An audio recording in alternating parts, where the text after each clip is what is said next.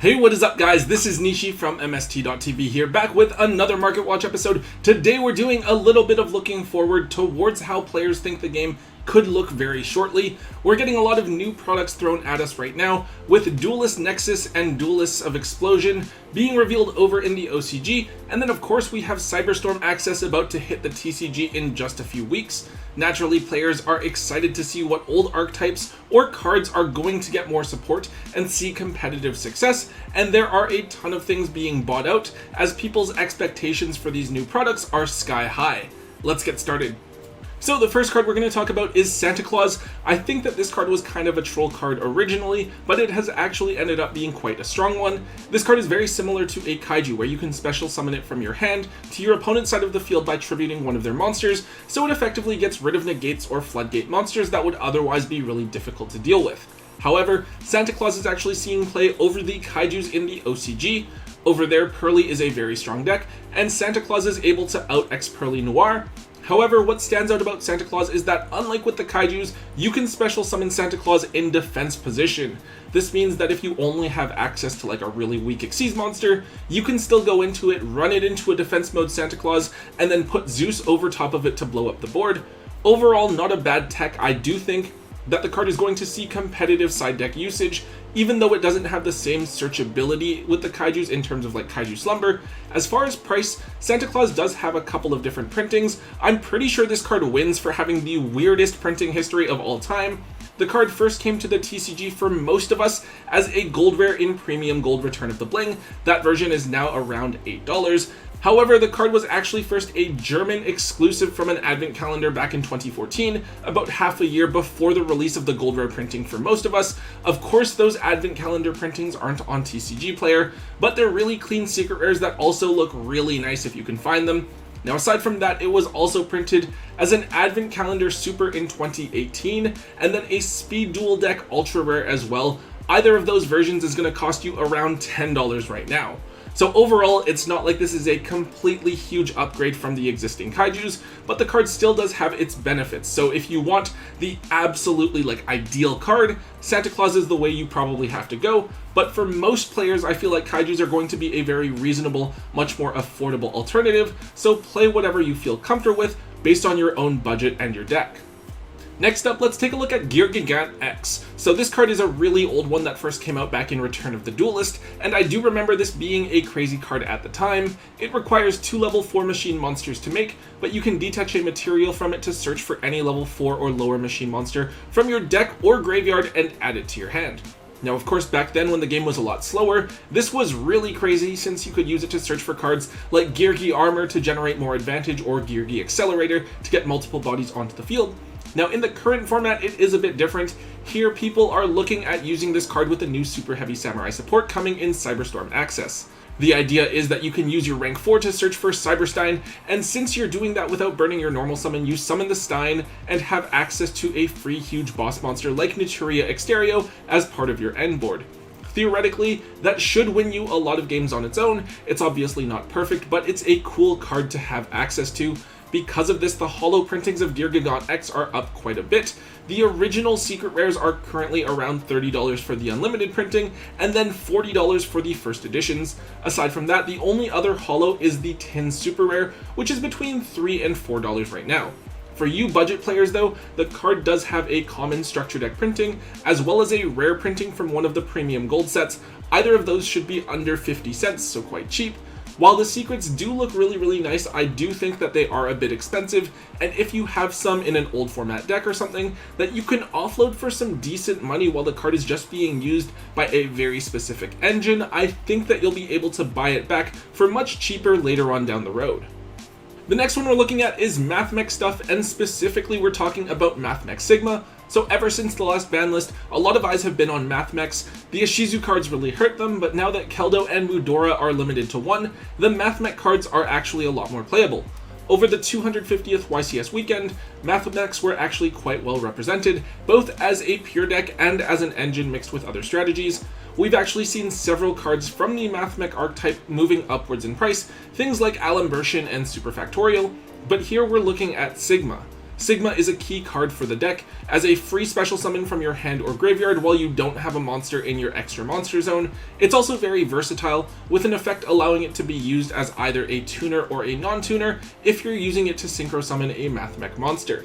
Now Sigma isn't something that you need to max out on, since you can use your other Mathmech cards to get it into the graveyard or your hand fairly easily, but it's generally run at 2 in pure builds and then 1 if you're combining it with other archetypes. However, while Addition was reprinted, Sigma is one of the important pieces that you generally play in multiples that hasn't seen any reprint yet, and it's going to cost you $10 per copy for the super rare version.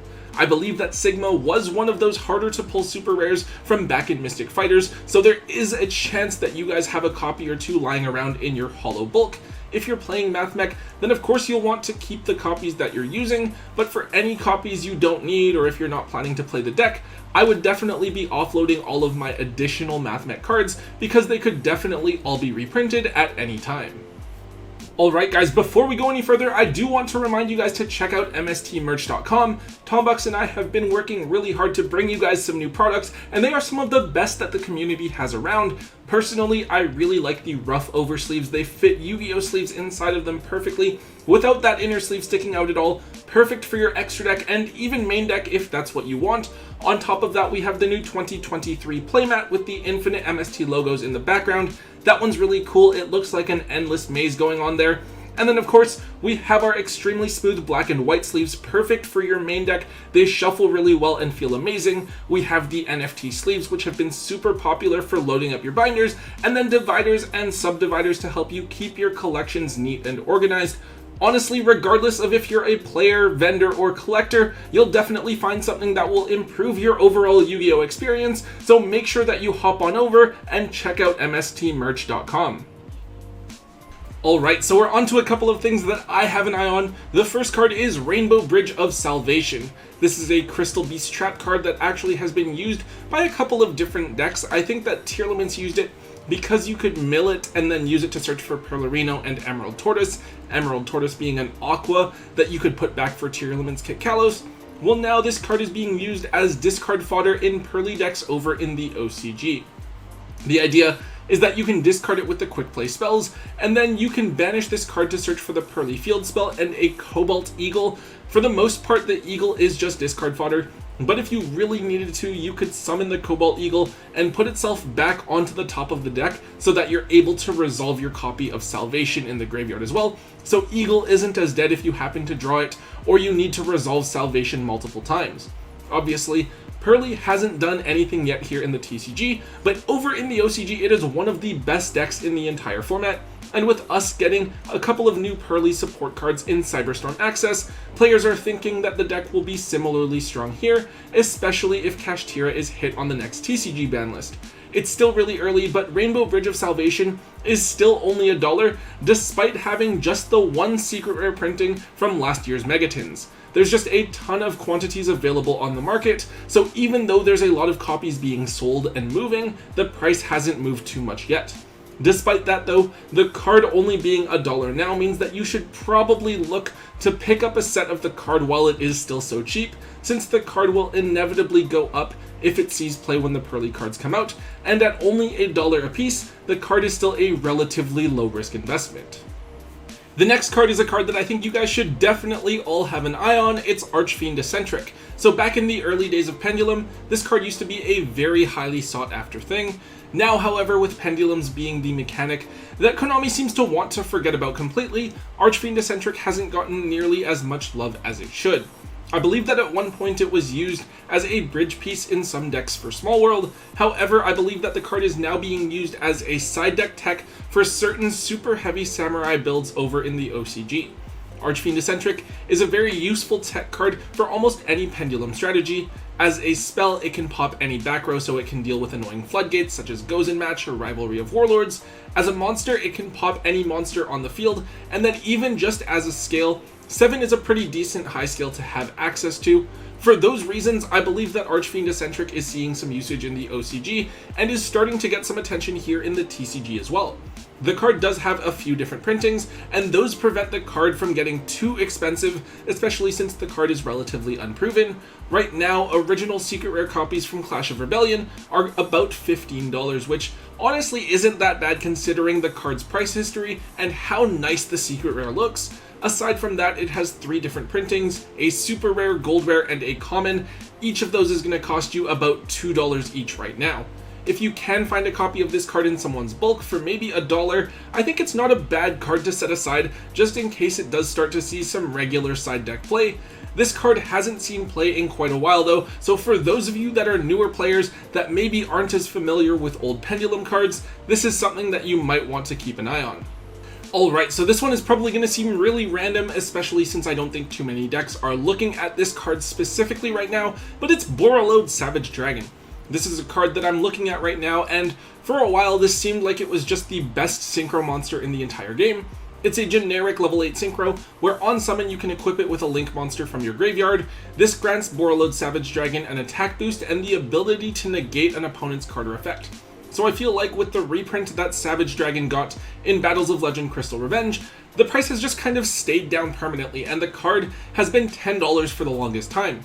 However, I think that it's important to keep in mind that basically all of Borreload Savage Dragon's printings have been relatively difficult to pull. It had the original Ultra Rare in Savage Strike, it was a short printed secret in the tin, and then it was hard to pull again in Crystal Revenge. So the moment that Savage Dragon starts seeing meta play once again, I feel like it is going to shoot up in price like crazy. On top of that, it's definitely worth noting that we are going into a very synchro heavy format, and we're definitely going to see something on Savage Dragon.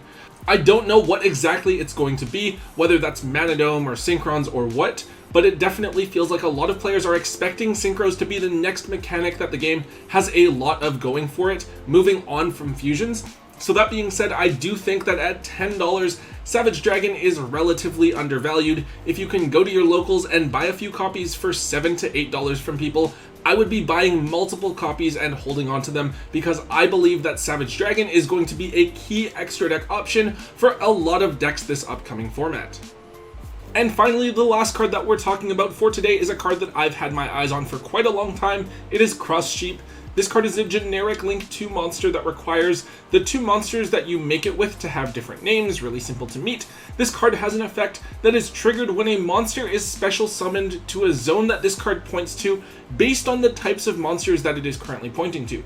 It has a couple of cool things, but the main one that we're paying attention to is if it points to a fusion, and if that happens, Cross Sheep lets you special summon a level 4 or lower monster from your graveyard, no restrictions, and it doesn't negate the effect of the monster it summons. I think it was in one of Jesse Cotton's videos where he was discussing Cross Sheep and how it could be used with some meta strategies. I actually didn't know that you don't have to use the Cross Sheep effect.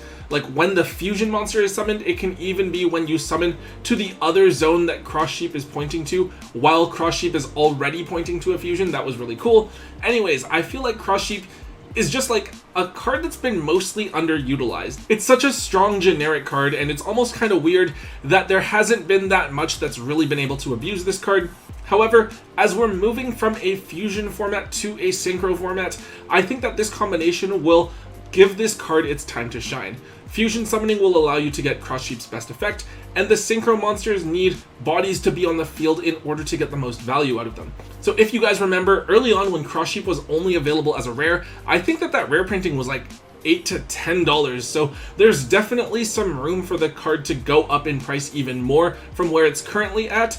Any of its printings are only a couple of bucks right now, so if you can pick up secrets or ultras for maybe $2 in trade or like $1 in cash, I think that Cross Sheep is actually a really good pickup that I'm expecting to move upwards from here in the next couple of formats. Alright guys, that is it for today's episode. I know it was a bit more speculative today. We talked a little bit about what I think is going to happen and some of the calls that I've been making recently, rather than what has already happened. Hopefully we'll be right about at least a few of these, and we'll see some of the cards skyrocketing in price in the near future. Of course, please do your own research. Think for yourselves, guys. Don't go blindly investing in things that other people are telling you to, because of course, we are all human. We can't be right like 100% of the time. Anyways, guys, if you did enjoy today's Market Watch, though, please make sure that you let me know by hitting that thumbs up button. Also, make sure you leave a comment in the comment section down below. And also, if you haven't already, make sure you hit that subscribe button to get all of the latest and greatest content from both Tombox and myself. And until next time, guys, don't forget to hold on to your MST.TV.